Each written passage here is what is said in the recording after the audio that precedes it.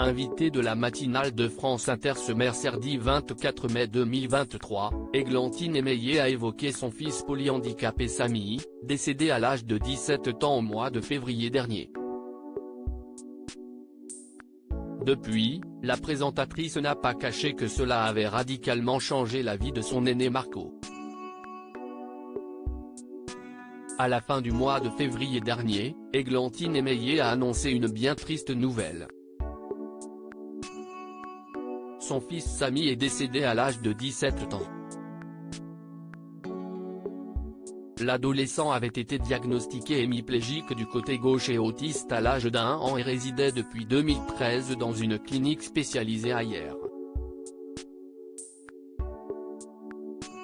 Sa célèbre maman venait bien sûr lui rendre visite autant qu'elle le pouvait, en dépit des centaines de kilomètres qui les séparaient. Un effort qui a forcément affecté ses relations avec son aîné Marco, né en 2003.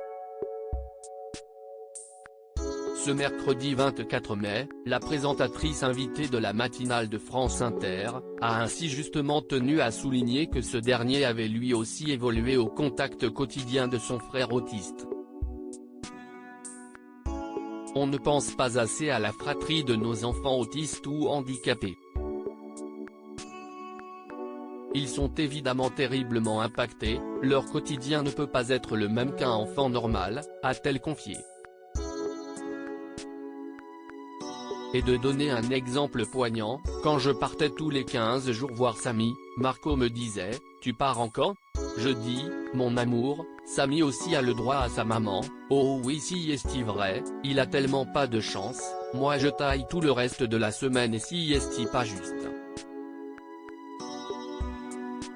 Et même si ce quotidien relevait d'une certaine normalité pour Marco, Églantine Émeillé est heureuse que son aîné aborde désormais une nouvelle manière de vivre depuis la mort de Samy. Il a découvert ce que c'était qu'une maison calme, que de prendre un petit déjeuner avec sa mère avec laquelle il pouvait parler. À table, on n'avait jamais le temps de parler avec mon fils, on était très occupé par le fait de réussir à faire avaler une bouchée à Samy qui bougeait dans tous les sens, qui criait, qui se frappait. Tout d'un coup, sa vie a changé, mais il en a beaucoup culpabilisé lui-même, énormément, a-t-elle expliqué au micro de la radio publique. En avril dernier, celle qui co-anime Le Monde de Jamy sur France 3 depuis 2018 avait clarifié dans l'émission BFM Story que l'autisme de Samy n'avait rien à voir avec sa disparition précoce. Je tiens à préciser que ce n'est pas parce qu'on est autiste qu'on décède à 17 ans, ça n'a rien à voir. Samy avait un trouble très particulier, un accident vasculaire dans la moelle épinière. Ce n'est pas du tout lié à l'autisme.